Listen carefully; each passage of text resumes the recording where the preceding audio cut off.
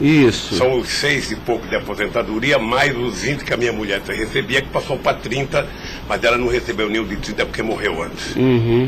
Mais ou menos, então, 26 mil, é isso? Não, pode dar 30 mil. 30 mil reais tem mais porque tem doação para meus filhos. Porque eu não tenho...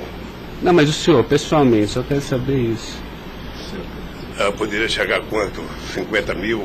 Tá, 50 mil reais mensais. Eu não sei, eu tô tentando chutar aqui, doutor. Tá, aproximadamente... Eu posso depois mandar por escrito, sabe, o que... Tá, é porque é importante, porque o juiz precisa fixar disso. O rendimento fixo que eu recebo todo mês é esse, são 6 e pouco da anistia e era 20, agora passou para 30. 26 mil, a então. empresa Lewis que paga. Tá,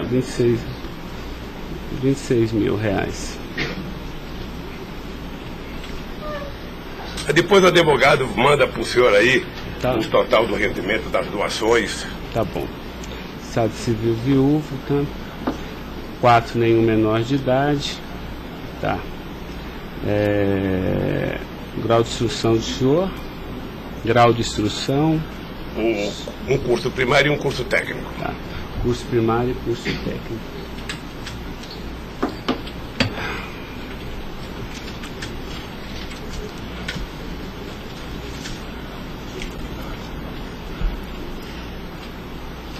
Me dê uma caneta aí, Caio, por favor.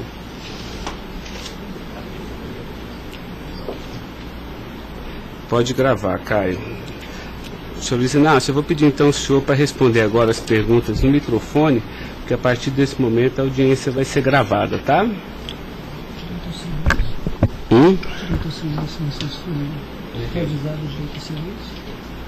Eu vou avisar ele agora. Vou falar da acusação e vou avisar. Tá? Tá pronto, Caio? Tá.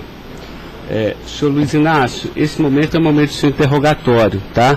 A lei lhe garante o benefício de ficar em silêncio em todas as perguntas que eu lhe fizer, as perguntas feitas pelo membro do Ministério Público, pela defesa dos denunciados, inclusive até pela sua própria defesa, tá?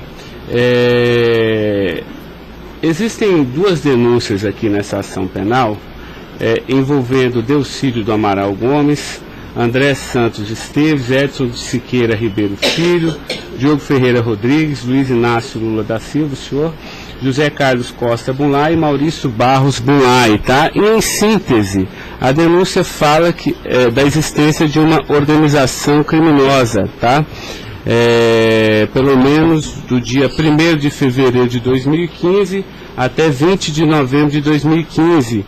E a denúncia narra que todos esses denunciados teriam se esforçado para evitar ou para menos modular e conseguiram retardar a celebração de um acordo de colaboração premiada entre o Ministério Público Federal e Nestor Severo, tá? Depois a denúncia narra que um crime de patrocínio infiel, tá?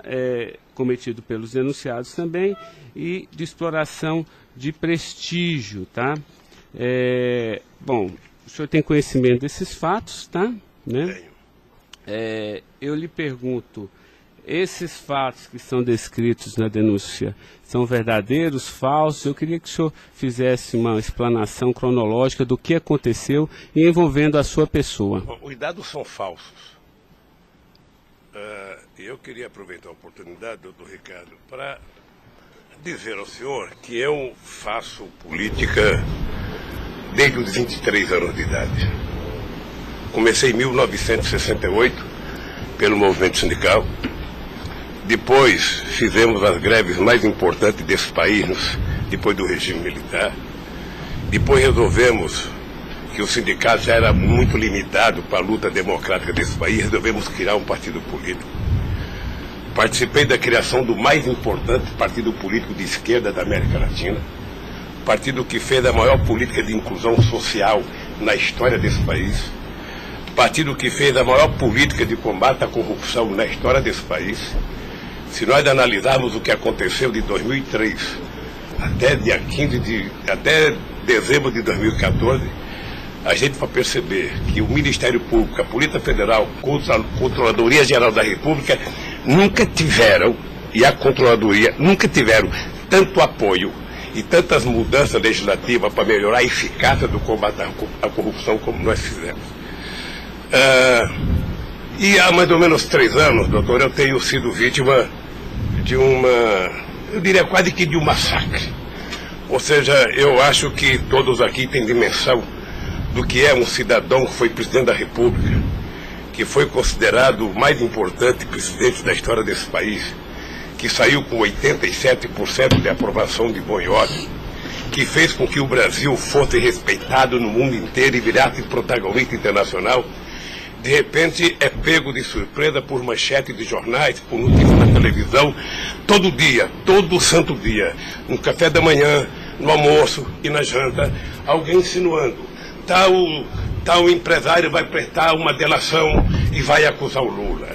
Tal deputado vai prestar uma delação e vai acusar o Lula. Agora vão prender fulano, agora vão pegar o Lula. Agora vão pegar fulano e vai prender o Lula. Prender o Odebrecht, vai delatar o Lula. Prender o Aoeste, vai delatar o Lula. Prender o Bunlai, vai delatar o Lula. Prender o Delcídio, vai delatar o Lula. Prender o Papa, vai delatar o Lula. Eu esperando pacientemente. Por isso eu estou muito, muito orgulhoso e prazeroso de estar aqui para poder, na frente de um juiz imparcial, contar a versão desse fato. Primeiro, me ofende profundamente a insinuação de que o PT é uma organização criminosa.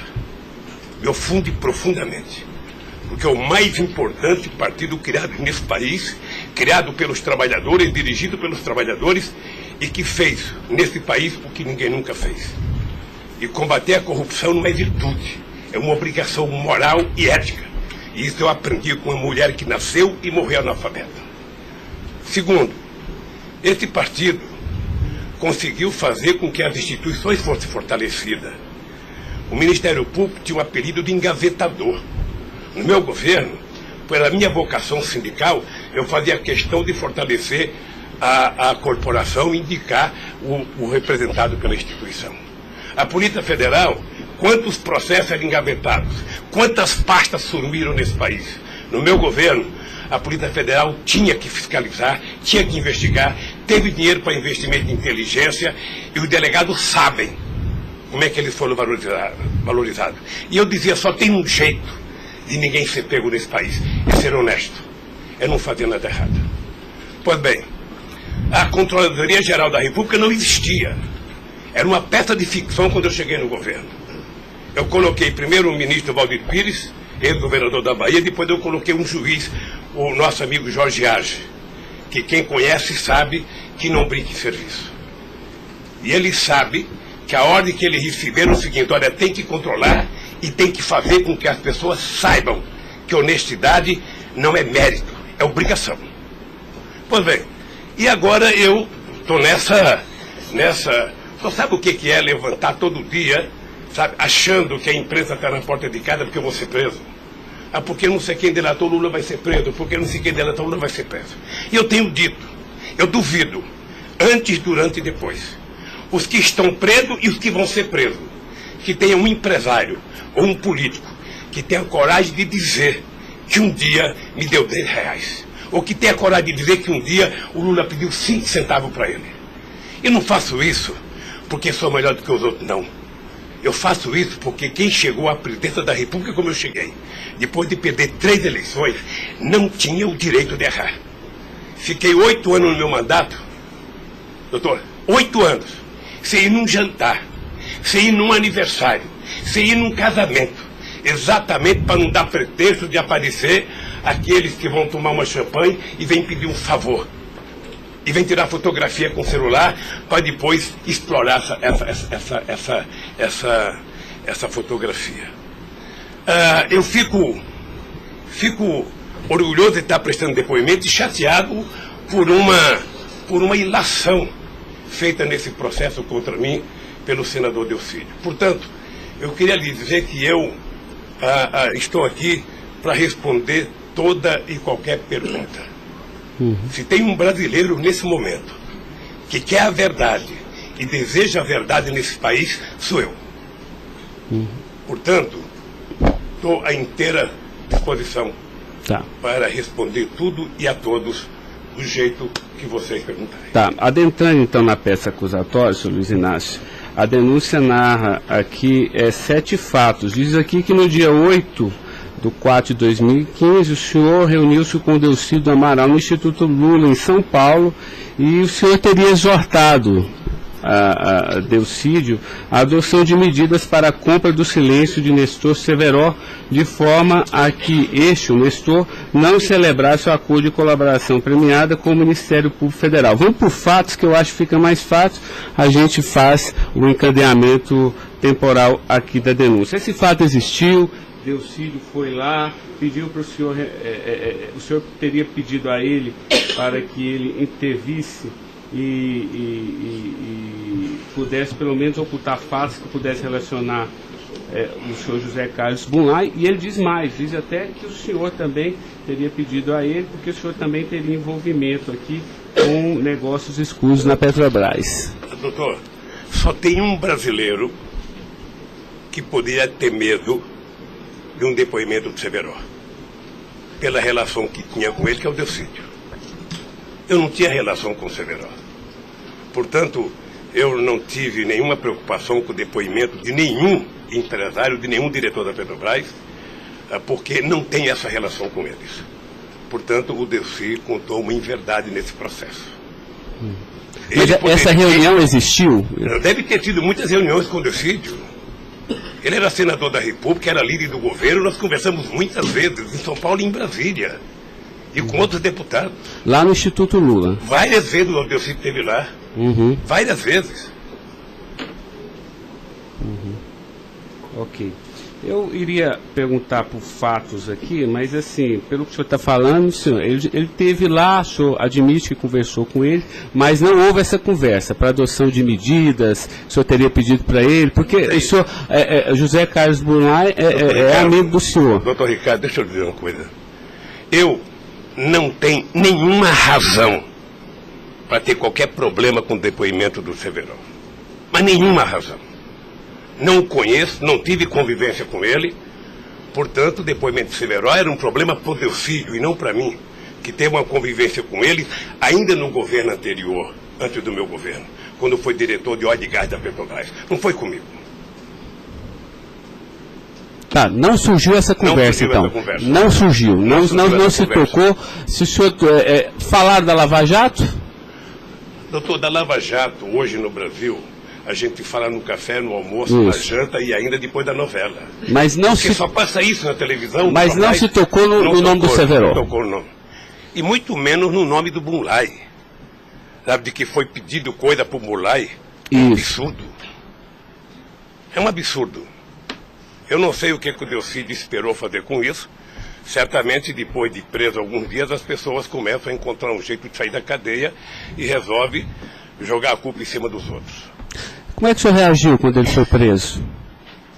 Eu tive uma reação que eu sei que ele não gostou, quando ele citou que o juiz da primeira corte, do Superior Tribunal, ele tinha conversado com ele. Eu disse, esse cara é um imbecil, tá? Porque mas nem na morte você citaria se você teve ou não uma conversa com a Suprema Corte sobre um processo. Foi essa reação que eu tive e ele me parece que não gostou da minha reação. Eu fiquei sabendo pela boca de alguns advogados que ele ficou muito chateado porque eu disse que ele era um imbecil. Eu não quis ofendê-lo, apenas achei que a atitude foi equivocada. Tá, eu tenho mais alguns questionamentos, mas depois eu faço na medida que os temas forem agitados aqui pelas partes, tá? O Ministério Público tem perguntas, doutor? Bom dia. Acabei não vendo a sua chegada, mas não revelo. Em nenhuma dessas reuniões o Delcídio comentou sobre o receio que ele teria sobre as delações do Severo? Não, ele não comentou, mas era sabido por todo mundo que acompanha todo esse processo da relação histórica do Delcídio com o Severo. Tem até um livro publicado por uma jornalista da revista Veja que mostra claramente a relação do Delcídio com o Severo. Era muito antiga, sabe? No governo passado, no governo anterior ao meu, porque ele chegou, acho que até a ser ministro interino de Minas e Energia. senhor acredita que a referência ao seu nome tenha sido útil para o Delcídio conseguir a delação premiada? Olha, por tudo que eu vejo todo dia na imprensa, eu acho que tem alguém instigando a falar meu nome. Eu fico sabendo de notícias, não sei se é verdade, nos blogs, nos colunistas, de que todo dia alguém vai prestar depoimento e fala o nome do Lula, cita o nome do Lula, cita o nome do Lula. Eu canso de ouvir isso todo santo dia, sabe? É bem possível que eu vi uma entrevista dele na Globo News que parecia que tinha recebido o prêmio Nobel da delação, a disfarçatez, sabe? Como ele estava se desenvolvendo, eu fui no Roda Viva. Ou seja, depois que fazem a bobagem que fez, se é que fez, ele teria que jogar nas costas de alguém.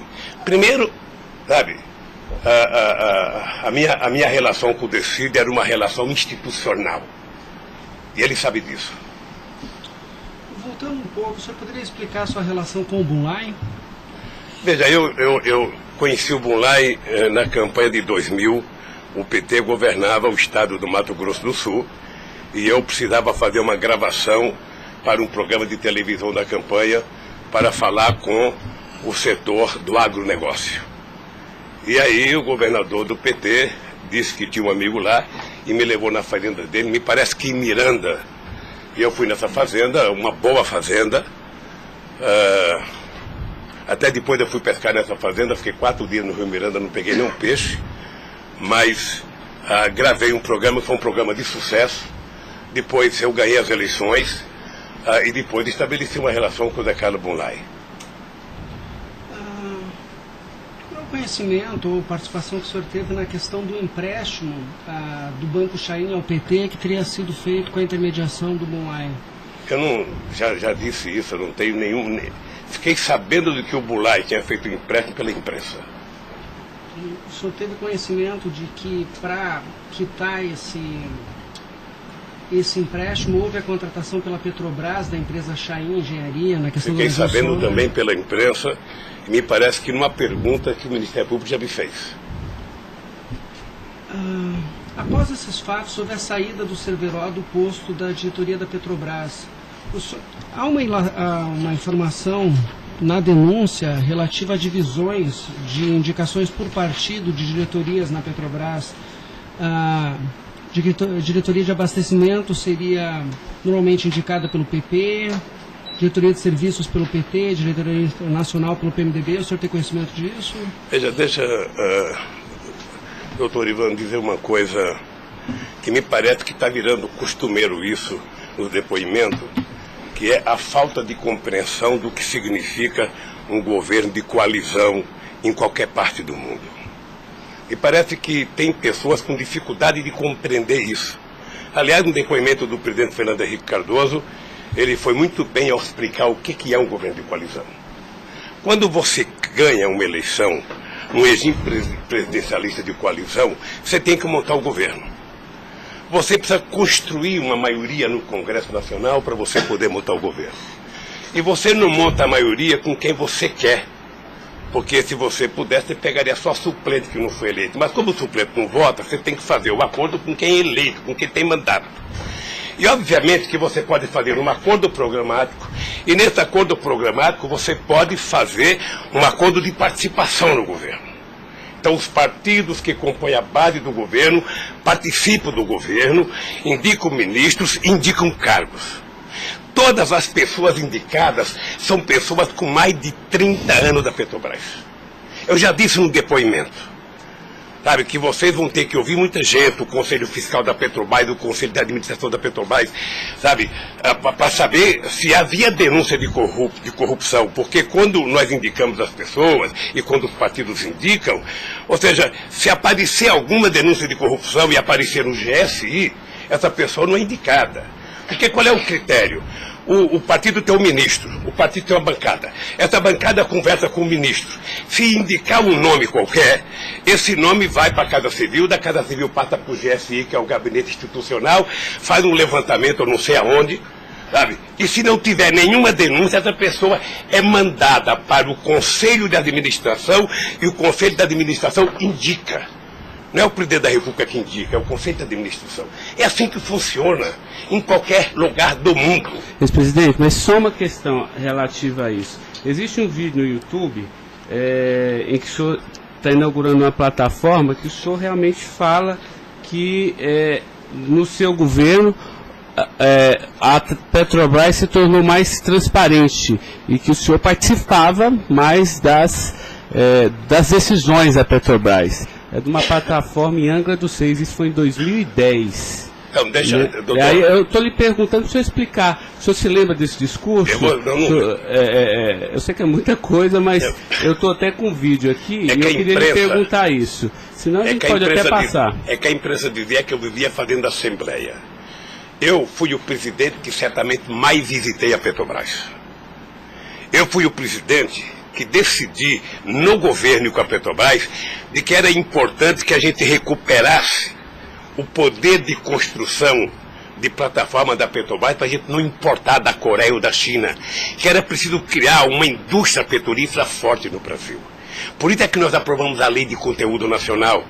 65% de tudo que fosse construído de plataforma sonda teria que ser feita no Brasil, para a gente ter uma política industrial, para a gente definir uma política de engenharia, de ciência e tecnologia, porque o Brasil é um país grande, o Brasil não pode ser um serviçal, o país não é uma republiqueta. Este país poderia produzir e atender toda a América Latina e atender toda a África que margeia o rio chamado Atlântico. Lamentavelmente. Não, mas a pergunta é o seguinte, é porque o senhor falou que realmente no seu governo se participava, o senhor participava mais das decisões. Eu não participava, deixa eu mais falar. das decisões. Se o senhor quiser, a gente pode até ter um vídeo, e eu trouxe aqui aí para o senhor explicar. E Delcy também havia falado isso, que depois do mensalão, o governo federal, a presidência da República, participava mais na Petrobras. Isso ele falou. Deixa eu lhe falar uma coisa, o papel do governo, o governo participa na Petrobras através do Conselho da Petrobras. O Conselho da Petrobras tem vários ministros, tinha ministra de Minas e Energia. Tá? Eu, durante todo o tempo da Petrobras, eu só participei de uma reunião de definição da política estratégica da Petrobras. A discussão de investimento para os próximos 20 anos. Se a gente ia recuperar a indústria naval, se a gente ia recuperar a indústria de sonda, de plataforma, se a gente ia discutir, sabe, exportar, se a gente ia fazer a lei de partilha, se a gente ia fazer com que o petróleo voltasse a ser do povo brasileiro, como nós conseguimos fazer. Nessas decisões estratégicas eu participei de uma reunião. Tá, mas de cargo então não. De cargo não. Porque tem o Fernando Soares que fala que o senhor realmente definia também essas questões. Não definia cargo. Quando havia briga no PMDB, ou quem decidia, se não se decidir, era o senhor que realmente... Deixa eu lhe dizer uma coisa para o senhor. O presidente não indica cargo na Petrobras, o presidente recomenda ao Conselho da Petrobras a indicação de tal pessoa indicada por tal partido político a partir da capacidade técnica das pessoas. É assim que funcionava no governo anterior, é assim que funcionava certamente no governo militar, é assim que deve funcionar hoje. É assim que deve funcionar hoje. Porque a Petrobras é uma empresa de engenharia muito poderosa e você não pode ficar colocando gente que não tem expertise para fazer determinadas coisas. Tá. Mas a expressão foi essa aqui, eu anotei. A gente sabe o que acontece lá dentro. O que o senhor quer rever o discurso? Eu não preciso rever, não. Tá. Assim, porque isso me chamou a atenção. A gente sabe, quer dizer, antigamente era uma caixa preta, foi esse o contexto. E agora a gente sabe o que acontece lá dentro. Quais foram os mecanismos que o senhor tomou, então, para que a Petrobras realmente ficasse mais transparente? A fazer com que o Conselho acompanhasse mais as decisões.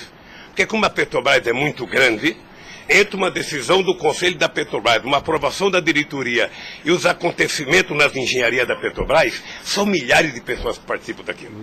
É por isso que um dia um presidente chegou a falar que ele é uma caixa preta que ninguém sabe. Então vamos tentar saber, sabe? Fazendo com que as coisas funcionem mais democraticamente. Por exemplo, quando nós descobrimos o pré-sal, nós tivemos uma decisão estratégica do que fazer com o petróleo. O petróleo não é das empresas estrangeiras que vêm aqui comprar gás e óleo, não. O petróleo é nosso. Então eles vão ter que pagar para o governo. É por isso que nós aprovamos 75% do ROT para a educação. É por isso que nós aprovamos a partilha, que é o que incomodou muita gente no mundo, o que incomodou as grandes petroleiras. É esse país que tinha complexo de vira-lata, virar dono do seu nariz. Ok. Eu sei que isso incomodou muita gente. Incomodou muita gente no mundo inteiro. Sabe, e agora estão tentando desmontar. Porque um país que não se respeita, um país que não tem soberania, um país que não tem empresas de porte extraordinário como a Petrobras e vende tudo, sabe, sinceramente, não é um país. Ok. Doutor Ivan, só porque o senhor tocou no tema, eu quis aproveitar, tá? Mas pode continuar, pode prosseguir. A pergunta é relativa à diretoria internacional, que ela foi ocupada pelo Cerveró e depois pelo Zelada. Ambos foram indicações do PMDB ou o Cerveró foi indicação do PT e o Zelada... Não, eu já tive a oportunidade de dizer isso. Isso foi indicação do PMDB. Ambos? Não sei se de todo o PMDB ou da bancada do PMDB de Minas Gerais, que foi indicado o Zelada para diretor internacional da Petrobras. O critério é o mesmo. O Zelada foi indicado, passa na Casa Civil, passa no GSI e é mandado ao Conselho da Petrobras, que decide. Não, perfeito. Mas e o Cerveró? Ele tinha sido indicado anteriormente pelo PT ou pelo PMDB? Pelo PMDB pelo também. PMDB. Eu acho, eu falo quase com certeza absoluta pelo PMDB. É o que diz Eu falo quase que com certeza absoluta. A pergunta é o seguinte, com a troca pelo Zelada, a saída do Cerveró desse posto de diretoria, ele acabou sendo indicado para a BR Distribuidora. No próprio depoimento do Cerveró, ele afirma que isso teria sido como um reconhecimento pelo papel que ele prestou no auxílio da contratação da Chain pela Petrobras, na questão do navio sonda. Me parece que ele não diz isso exatamente. Me parece que ele utiliza a palavra acha que foi isso. É diferente de dizer que ele disse. Ou seja, ele acha que foi isso. Deixa eu lhe falar uma coisa. Eu não conheço o Cerveró. Conheço agora que ele ficou famoso. Tá? Quando eu vi o Cerveró, eu vi a en passant em reuniões coletivas. Portanto, eu não tinha nenhum interesse de tirá-lo e nenhum interesse de colocá-lo. Nenhum interesse. Para mim, se uma força política que compunha o governo indicasse ele ou outra pessoa e tecnicamente ele fosse reconhecido pelo conselho da empresa que o indicou, para mim estava perfeito. E veja, durante todo esse período não houve uma única denúncia contra nenhum deles. A denúncia começou a acontecer porque o juiz Moro começou a fazer escuta durante 8 anos num bandido chamado Rousseff, e aí então, em 8 anos dá para pegar alguma coisa. Pegou esse negócio. O senhor tem conhecimento de quem teria feito a indicação do nome do Cerveró para a BR Distribuidora? Se foi algum partido? Eu não sei se foi um partido ou se foi através do Zé Eduardo Dutra, que devia ter relação com o Cerveró, porque ele tinha sido presidente da Petrobras. Ele deixou de ser presidente da Petrobras e foi ser presidente da BR. E ele pode ter chamado o Cerveró, ou o mesmo partido que tinha indicado o Cerveró e depois tirou o Cerveró pode ter pedido para ele ir para lá. Eu suponho que seja isso. Ok. O senhor conversava com certa frequência com o Bulay por telefone, dentro dessa relação de amizade? Não era meu amigo. Conversava com ele. Com que frequência o senhor... Não sei, querido. Sabe, ultimamente o Bulay andava com doença nos olhos, achando que ia ficar cego, estava passando muito tempo em Miami para se tratar, depois estava se tratando de um câncer. Sabe, eu sei que ele não andava bem nos últimos tempos, com problema de doença. Porque a denúncia cita algumas ligações de um telefone que pertenceria ao Instituto Lula. O senhor utilizava esse telefone do Instituto Lula para conversar com o Bulay também, ou normalmente só no seu celular? Mas qual é o crime do Bulay ligar para mim?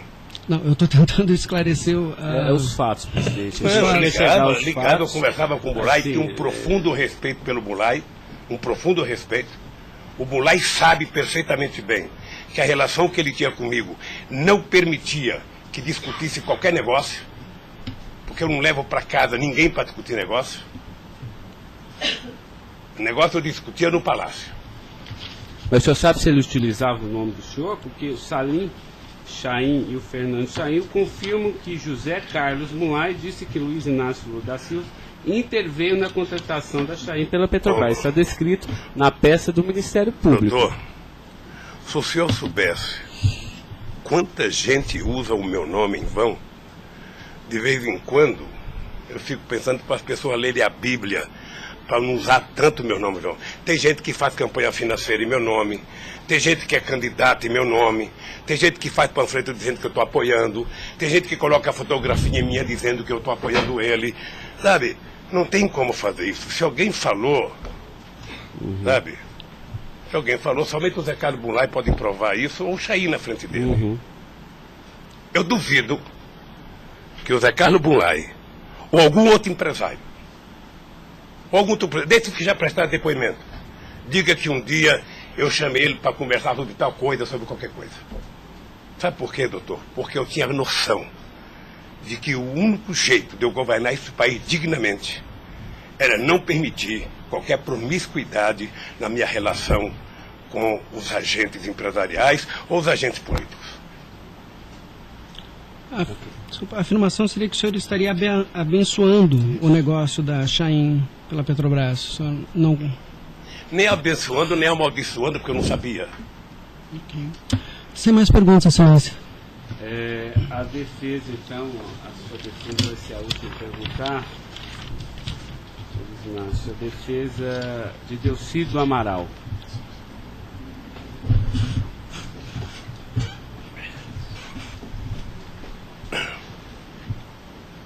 O doutor alguém vai ter que sair para ele perguntar, tá? Da mesa para que...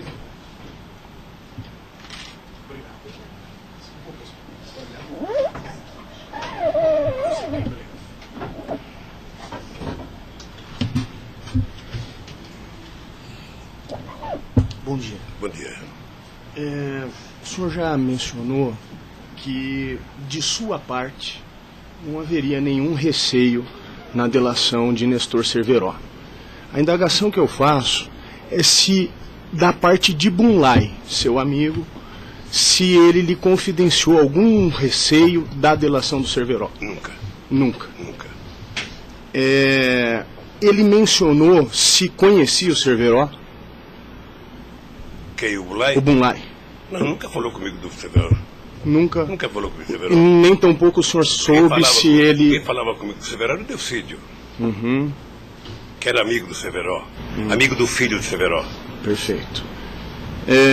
O senhor tem conhecimento se a delação do Nestor Cerveró foi utilizada como um dos fundamentos para a condenação do senhor Bunlai? Não tenho. Não tem conhecimento. Não tenho. Tá certo. Eram só essas as indagações. Excelência, muito obrigado. Obrigado, senhor ex-presidente. A defesa de André Esteves tem questionamentos? Não tem? A defesa de Edson Siqueira Ribeiro Filho.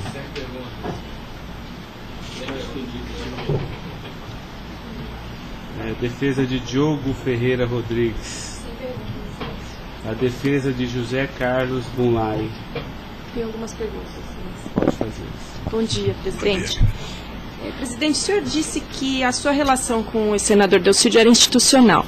Mas o senhor sabe qual era a relação do senador Delcídio com o José Carlos Bunlai? Eles tinham alguma amizade? Eles tinham alguma proximidade? Veja, a impressão que eu tenho era que era muito pequena a relação dos dois. E parece que o José Carlos Bunlai não tinha muita relação com o Delcídio. E com a sua mulher, dona Marisa, qual era a relação do José Carlos Bunlai? Eles tinham amizade? A mesma que comigo. O aniversário da sua ex-mulher? Quando ela fazia aniversário? Ele ia no aniversário da minha mulher. Mas o dia do aniversário dela? Dia 7 de abril. O senhor sabe se ele fez alguma ligação para ela no aniversário dela? A ligação do dia 7, eu já fiquei sabendo da ligação do dia 7. Bem. É o mínimo que eu esperava dele, que ele ligasse para ela para dar os parabéns. É só isso, obrigada. Tem alguma pergunta? Tá. A defesa de Maurício Bunlai. Sem questionamentos. A defesa de Luiz Inácio Lula da Silva. Sem perguntas, excelência. Tá, só mais uma questão, Luiz Inácio. A denúncia sempre fala do Instituto Lula. Eu queria que o senhor falasse um pouquinho a finalidade do Instituto Lula. Eu tirei pelo site a missão, me parece que o senhor desenvolve projetos na África também, né, com finalidade de erradicação da extrema pobreza, da fome, acesso à educação, promoção da igualdade, mas também é um local que o senhor também chama as pessoas para discutir política. Delcídio falou que o senhor o convidou para ir lá quando ele era líder do governo. Explique para mim o Instituto Lula. Eu não sei se você sabe, a Receita Federal fez uma devassa no Instituto para saber se ele está cumprindo com a sua obrigação institucional. Veja, eu quando deixei a presidência da República, eu falo isso apenas com o objetivo de explicar. Muita gente pode achar que eu sou arrogante, eu sou petulante. O doutor Ivan, no primeiro depoimento, eu disse isso para ele. Mas isso é crime, viu? Quando eu deixei a presidência da República, por conta do povo brasileiro, eu tinha sido o presidente, quase que o presidente mais importante do mundo nos 10 primeiros anos do século XXI. Esse país virou protagonista internacional. Esse país passou a participar do G8, coisa que nunca participava. Esse país ajudou a construir o G20. Esse país participava do BRICS com muita importância. Esse país participava do IBAS entre Brasil, África do Sul e Índia. Esse Brasil criou a Unasul, criou a CELAC, onde pela primeira vez a gente fazia uma reunião da América Latina sem participação dos Estados americanos. Esse país não deixou a ALCA entrar aqui. Esse país consultou o Conselho Nacional de Defesa para se contrapor à 4ª Frota Americana, depois que nós conseguimos o pré-sal, que eles reinauguraram a 4ª Frota. Nós criamos o Conselho de Defesa. Então, nós fizemos a maior política de inclusão social da história desse país. 36 milhões de pessoas saíram da extrema pobreza e 40 milhões ascenderam à classe média. Isso é uma Argentina, isso é uma Colômbia. A bancarização do povo pobre foi com 70 milhões de pessoas entraram no sistema financeiro. É uma Colômbia e uma Argentina junto. Tudo isso em 12 anos. Olha, eu saí da presidência e eu queria fazer com que a América Latina e a África adotassem as políticas públicas que nós adotamos no Brasil. O programa Luz para Todos. O programa PA, que era a compra de alimento para o pequeno produtor. O Minha Casa Minha Vida. O Bolsa Família. O aumento do salário mínimo. Durante 12 anos, todos os funcionários públicos tiveram aumento nesse país. Houve reajuste de carreira, houve aumento do salário mínimo. Aumentamos as exportações, aumentamos o mercado interno, numa demonstração de que o pobre não era problema. O pobre era a solução. Eu gostava de ir para a África para dizer para os presidentes. Uma vez até fiquei com medo de Angola. Porque eu, depois da minha palestra, eu me dei conta da quantidade de general que tinha lá dentro. E eu falei o seguinte, é preciso diminuir o dinheiro das Forças Armadas e colocar dinheiro para os pobres. Porque o pobre não entra no orçamento. O Poder Judiciário entra, quer ter poder de pressão. Os sindicatos organizados entram. Sabe? Todo mundo entra, o pobre não entra. O pobre está lá, desgraçado, abandonado, ninguém olha por ele. Agora, coloque ele no orçamento. Deixa ele começar a ir no shopping. Deixa ele começar a comprar carne, comprar iogurte, comprar meia, comprar sapato. Nesse país ficava incomodado porque pobre comprava dentadura com o dinheiro que a gente dava do Bolsa Família. E eu queria ensinar isso. Eu queria ensinar as pessoas a compreenderem que o pobre no Brasil e no mundo seria a solução se a gente desse a ele o mínimo necessário. Foi por isso que eu não quis criar uma ONG. Criei um instituto para poder viajar o mundo tentando mostrar o exemplo do que esse país fez em tão pouco tempo.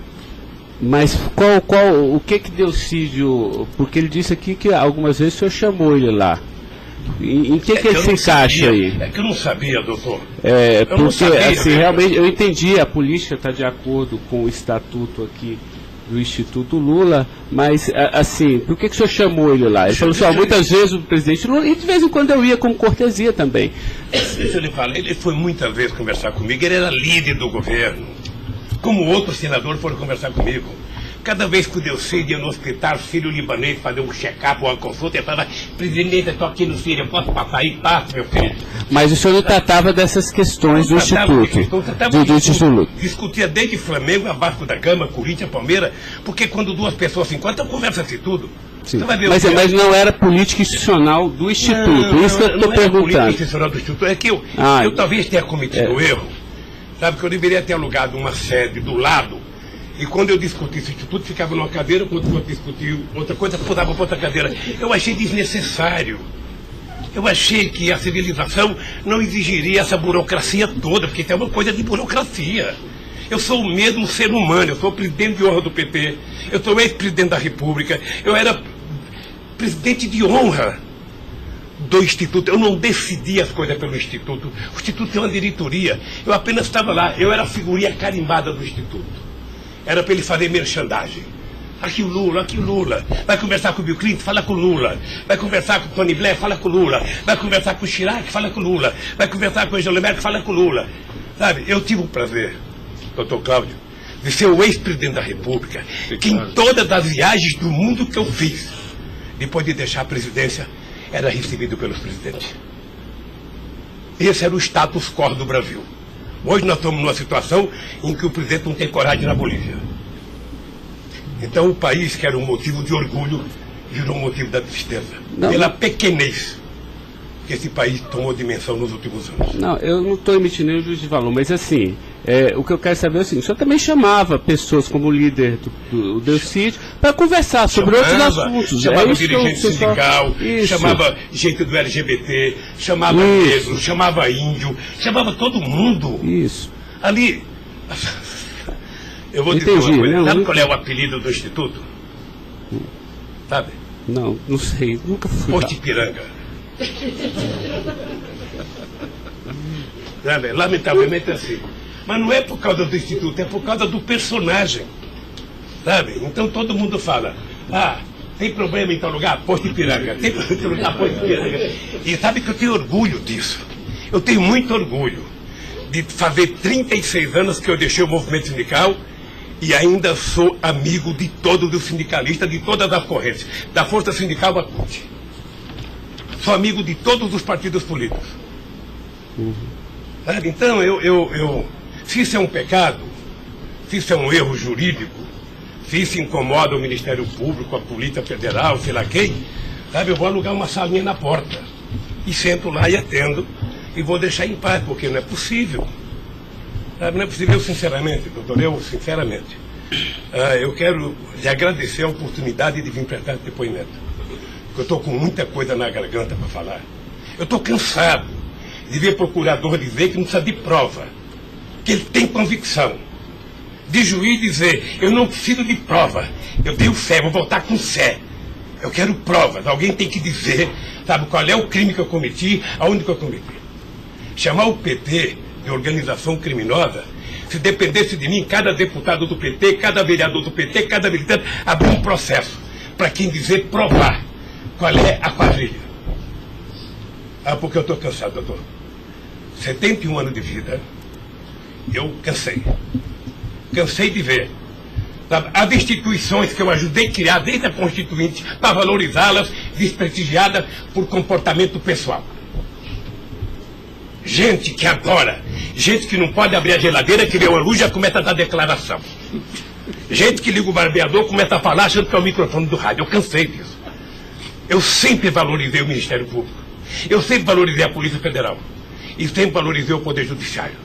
Os ministros podem lhe dizer. Eu indiquei quase todos. Nunca pedi para eles um favor pessoal. E não peço. Porque a instituição tem que ser forte, não para me ajudar, para garantir a democracia desse país. Lamentavelmente, tem pessoas que não pensam assim. Eu, quando vejo um jovem procurador ir para a televisão falar 1h30 e depois dizer: não me peçam provas, eu tenho convicção, não dá, doutor. Não dá para aceitar isso como uma coisa séria nesse país que está jogando a cada vez mais a oportunidade de se transformar num país grande. Nós quase chegamos a ser a 5ª economia mundial. Quase chegamos. Por mediocridade não chegamos. Então eu lamento profundamente.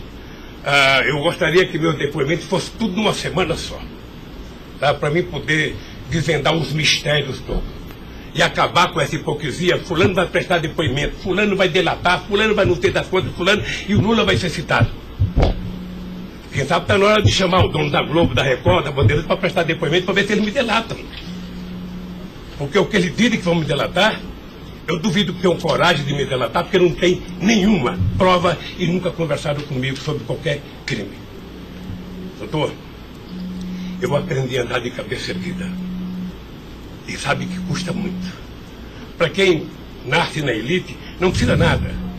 Mas para quem vem lá de baixo, não deixar ninguém colocar cangaia no seu pescoço, não é fácil. Esse dia eu sei de uma história, de um depoimento, de um processo que eu abri contra uma jornalista, até vou contar isso que ninguém sabe aqui. E eu acusei uma jornalista que falou, em qualquer país democrático do mundo, ela seria presa, porque ela falou de um presidente da República. E ela foi prestar julgamento.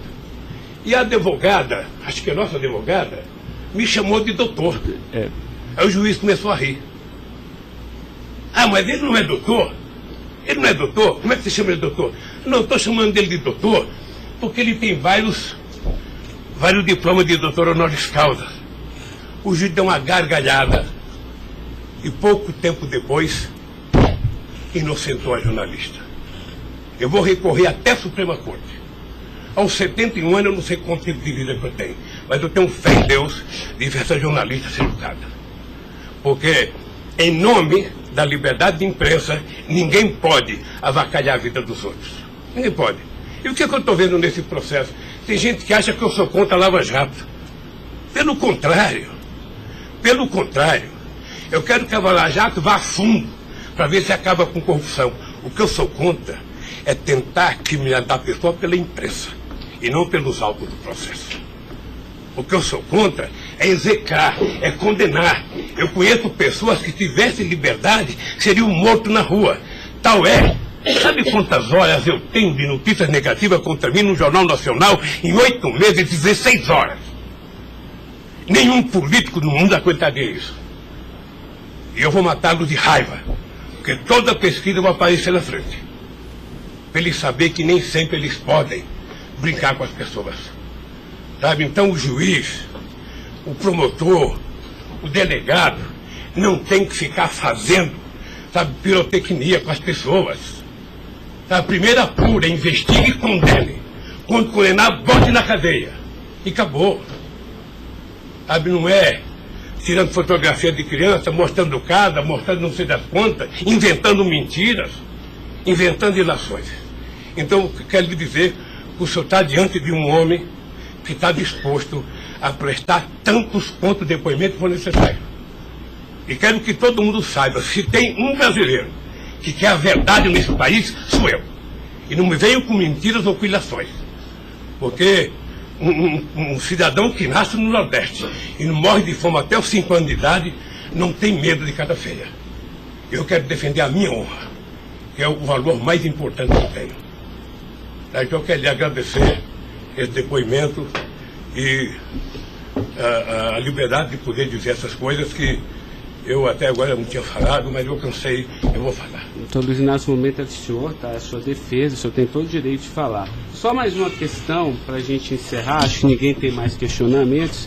O presidente do Instituto Lula, na época, em 2015, era o doutor Paulo Camoto. Ele não participava de nenhuma reunião, assim, com o senhor, às vezes, ou participava, ou era bem informal, como o senhor disse? Eu sou um pouco relaxado, sabe? Porque Delcídio disse aqui que as reuniões eram somente ele e o senhor, que as coisas era só...